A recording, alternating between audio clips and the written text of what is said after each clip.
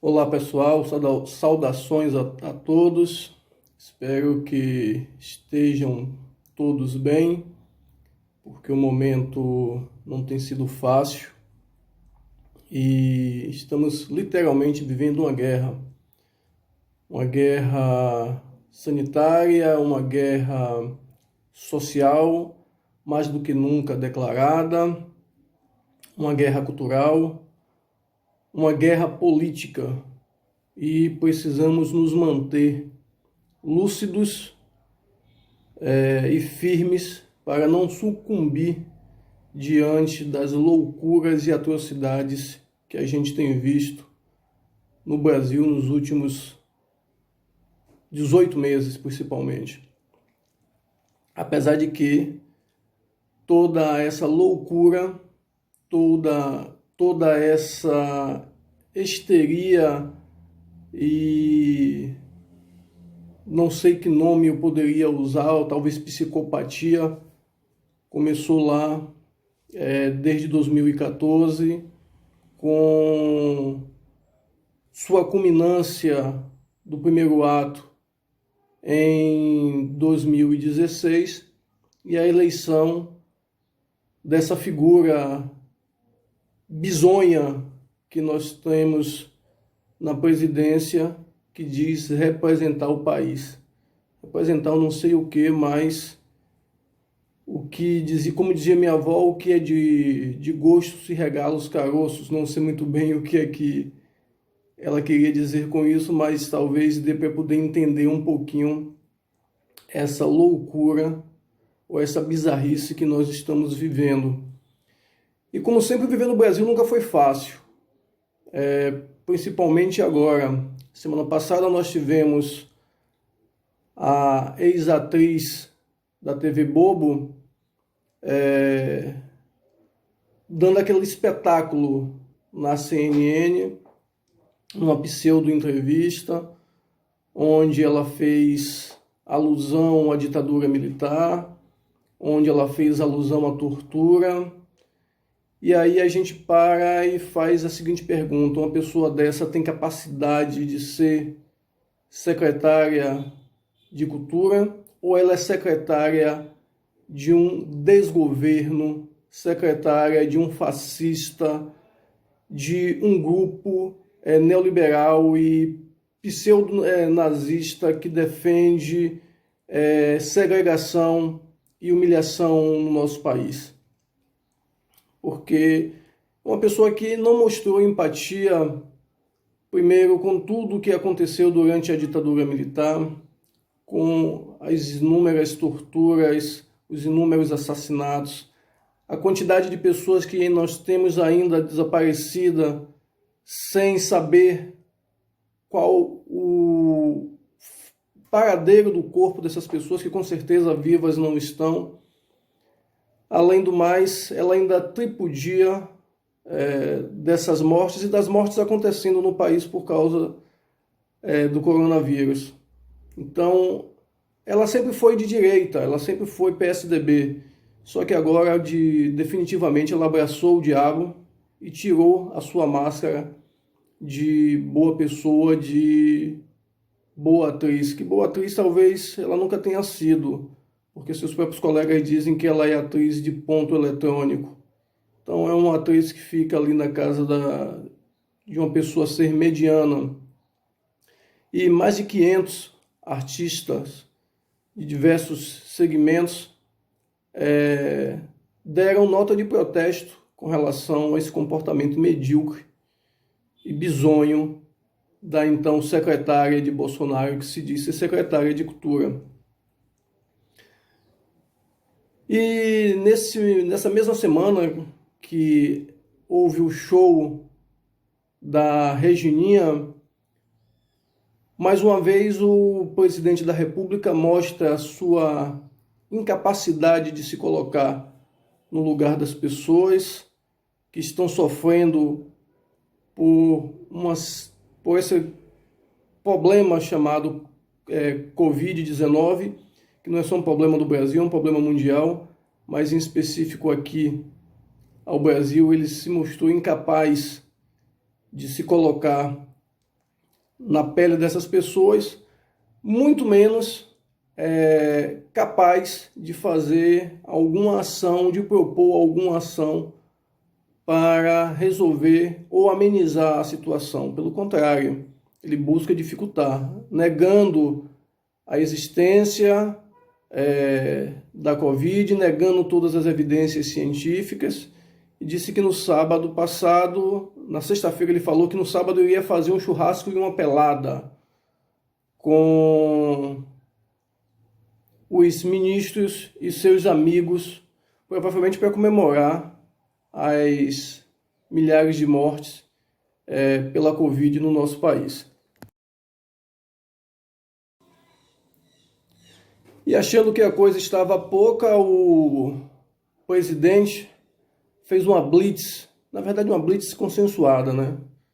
Porque, diga-se de passagem, o Toffoli é um dos que abana como dizia minha avó, o rabinho para o que Bolsonaro diz e faz vista grossa para tudo que está acontecendo. Ele simplesmente reuniu alguns dos empresários, dos megacapitalistas que usurpam o nosso país, que infelizmente tem apoio de todas as esferas públicas, porque dizem que gera riqueza para o país, gera riqueza para eles, porque para o país, sinceramente, esses caras devem milhões. E INSS, os empréstimos que são refinanciados constantemente através do Refis, que eles têm essa facilidade toda porque bancam a campanha política de muitos, enquanto pequeno e microempresário não tem essa facilidade. Então reuniu alguns dessas figuras dantescas e foi para o STF, onde automaticamente o Toffoli recebeu de bom grado e simplesmente deve ter servido um cafezinho, né? Tomara que o café seja bom, né? Porque pelo que eles gastam lá, o café deve ser maravilhoso, deve ser algo super espetacular.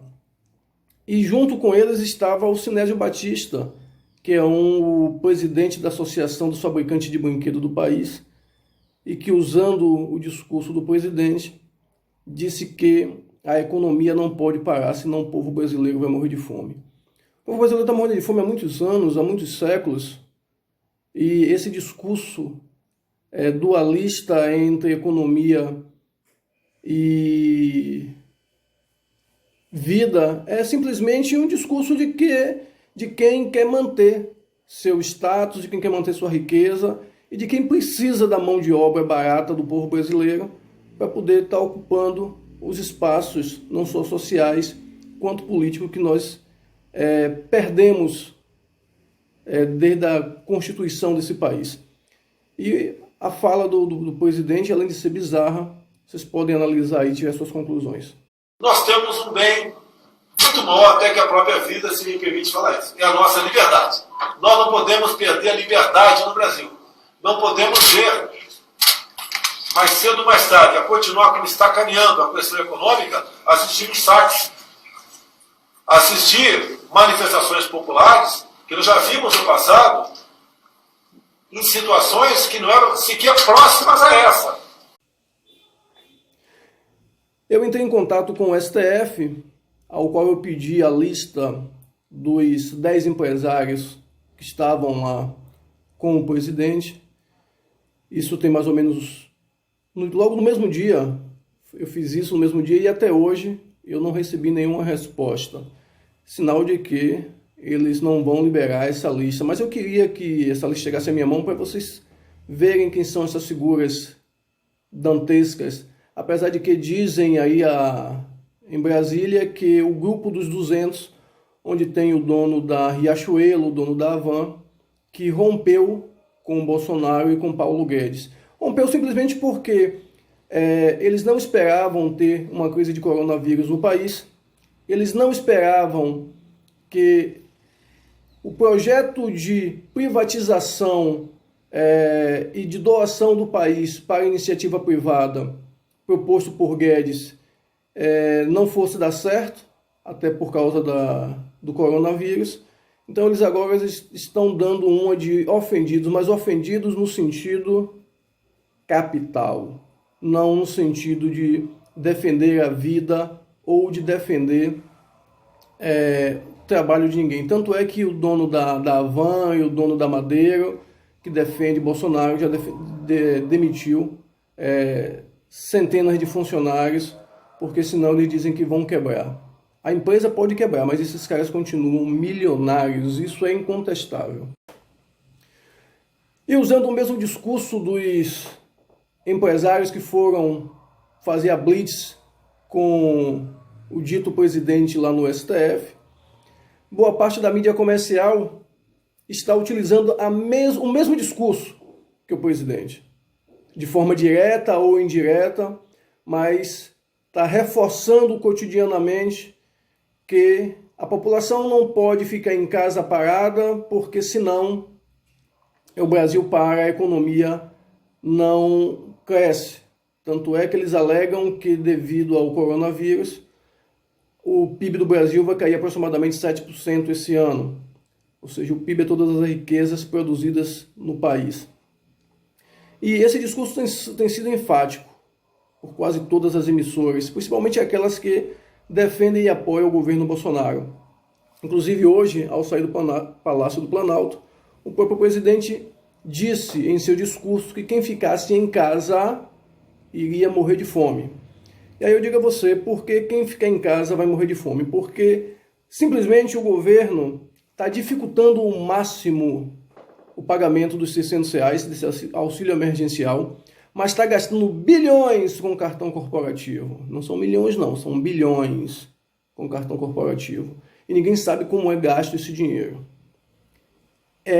Fica por debaixo dos panos, ou seja, é a casa de mãe Joana.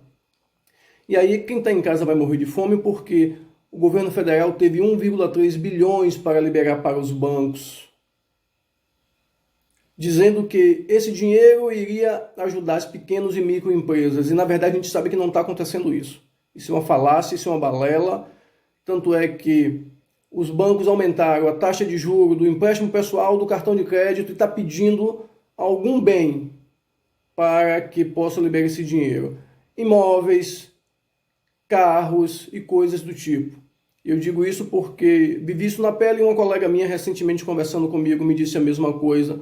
Além de que é o que se comenta no meio das pessoas que a gente tem visto aí. Uma outra coisa também que a gente pode dizer é que o governo está jogando com o caos. O governo está fazendo disso uma guerra política, tanto é que 14,7 milhões de pessoas ainda não receberam o auxílio emergencial e o governo não sabe quando é que irá pagar a segunda parcela. Talvez se eles gastassem menos com cartão corporativo e gastassem menos com dinheiro para bancos, eles conseguissem atender a população e o presidente não tivesse essa postura de fascista de extrema-direita, onde ele privilegia a morte, onde ele privilegia os empresários ao invés da vida da população brasileira. E em meio a essa crise que parece não ter fim, não só a crise política, mas a crise sanitária, essa guerra que a gente está enfrentando, eu acho que ninguém da nossa geração pensou em viver algo dessa natureza. O presidente do INEP, que é a empresa que realiza as provas do Enem, o Alexandre Lopes, deixa eu ver se é isso mesmo, Alexandre Lopes, para não informar de maneira equivocada, ele defende a manutenção da prova do Enem no mesmo período que está marcado para o final do ano e diz que os brasileiros precisam aprender a estudar. E aí eu acho que esse cara ele nunca teve numa escola de periferia, nunca teve numa escola de interior. Eu posso falar como professor que todas as escolas às quais eu trabalhei não tinha laboratório de informática, não tinha laboratório para aula de química, física e biologia. Muitas não tinham nem quadra, alguns os quadros e as carteiras praticamente destruídas. E ele disse que as pessoas têm que utilizar os meios que têm, internet, computador, para estudar, para que então possa fazer a prova do Enem. Aí tem uma outra questão.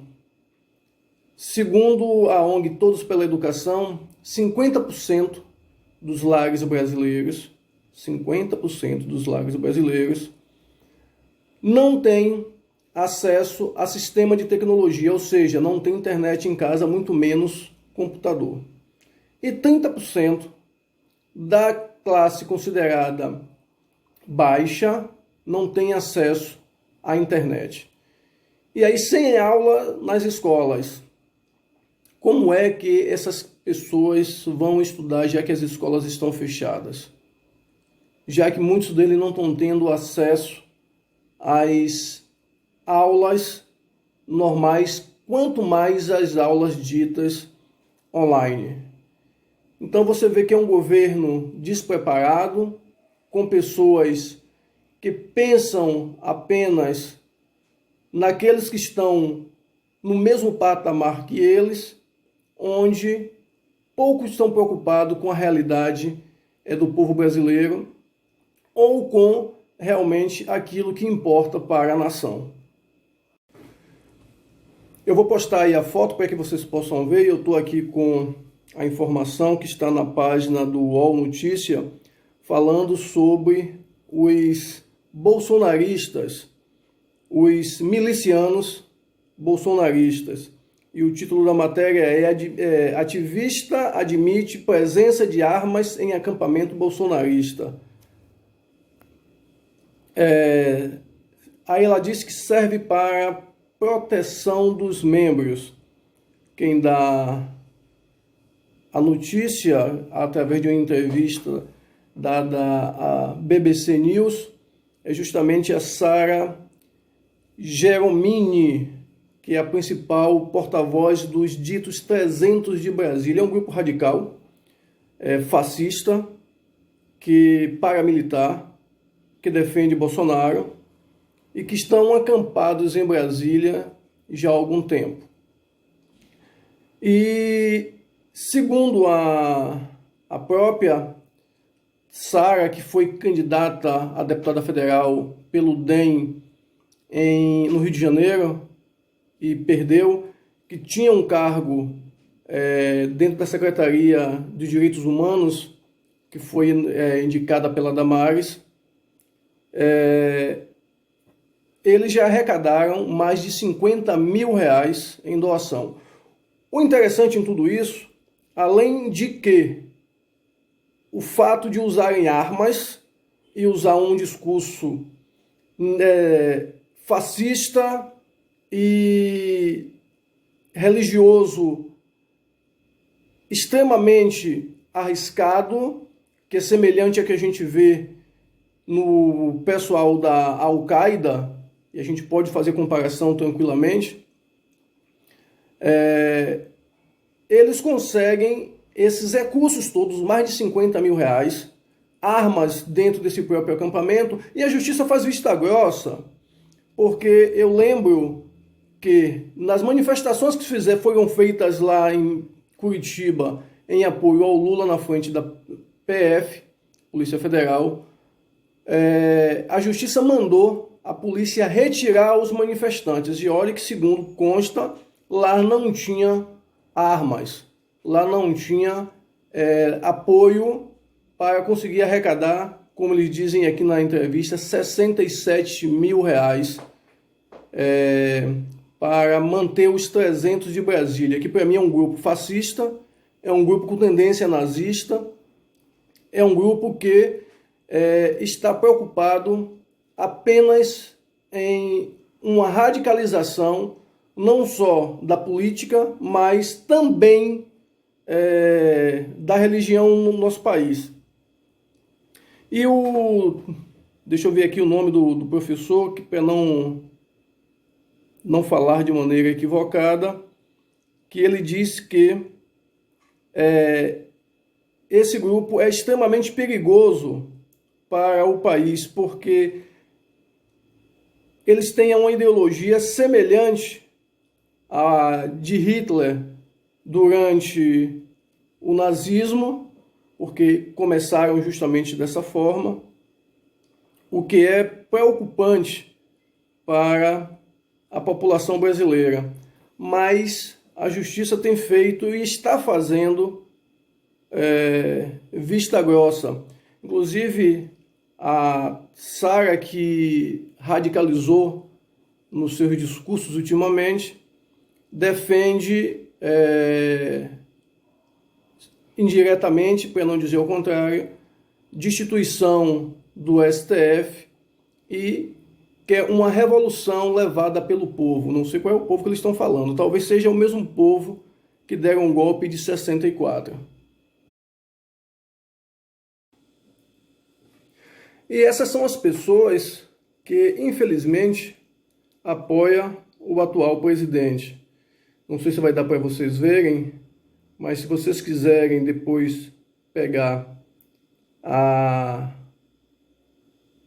material na íntegra, está aqui. Acredito que dá para alguém enxergar aí. No site da UOL, as duas matérias na íntegra falando sobre os milicianos que defendem Bolsonaro. E olha que eles têm treinamento armado, além de uma ideologia religiosa fanática, semelhante ao Estado Islâmico, que a gente só está faltando eles amarrarem bombas no corpo e sair explodindo as instituições ou aqueles que não comungam da sua forma de pensar, e promoverem também sequestros e coisas do tipo. Mas eles dizem que estão fazendo tudo em nome de Deus e em nome da pátria. Eu acho que talvez seja o mesmo Deus defendido pelo Valdomiro Santiago, que estava vendendo feijões, custando R$1.000 cada, para curar a Covid-19. Talvez seja esse mesmo Deus aí, mas não vamos entrar nesse mérito. E agora, mais do que nunca, o governo está extremamente preocupado com as revelações que estão lá no vídeo da dita reunião ministerial com o presidente, onde o presidente, segundo o Imparcial de Curitiba, pede para interferir diretamente na Polícia Federal. E para fechar o caldo, que não é pouca coisa, o presidente da Câmara dos Deputados, Rodrigo Maia, eu acabei de ler isso aqui também no site da UOL, ele disse que o Brasil não tem clima institucional, político, para analisar os 30 pedidos de impeachment de Bolsonaro. Até porque o Celso de Mello já tinha pedido a ele um parecer com relação a um dos pedidos que foi feito lá no mês de março por um grupo de advogados. Mas a resposta do Rodrigo Maia é que o Brasil não tem clima institucional, nem político para tal, e que a Câmara dos Deputados, na presença do seu presidente, não tem tempo determinado para fazer esse julgamento. Ou seja, nós estamos num barco à deriva, nós estamos num barco onde os poderosos, gananciosos, como os que estavam lá junto ao presidente no STF, estão querendo manter as suas riquezas e o povo, literalmente, que se lixe, para não dizer outra coisa. Mas, como dizia minha avó, para um bom entendedor, meia palavra basta. E nós temos de continuar lutando contra essa ignorância, lutando contra essa imbecilidade, lutando contra o fascismo, porque senão a gente corre o risco de viver aqui uma nova ditadura, um califado religioso, porque quando se junta política e religião, a gente vive o que é as regiões árabes, onde se explodem as pessoas, onde os fanáticos se vestem de coletes com bombas e saem matando dezenas, centenas de milhares em nome de um Deus que aqui é mito. O Deus daqui desses loucos são os mitos. Mas a gente também não pode generalizar, dizer que são loucos, porque seria dar um significado muito pequeno para a questão da insanidade mental. O que nós vemos aqui é uma irracionalidade, uma falta de empatia, uma falta de humanidade. E olhe lá se a gente pode, ou nós podemos chamar essas pessoas de humanos. A todos muito obrigado, uma excelente semana, um forte abraço. Não esqueça de fazer lá a assinatura em nosso canal e dar um likezinho para que a gente possa ampliar nosso debate, nossa discussão.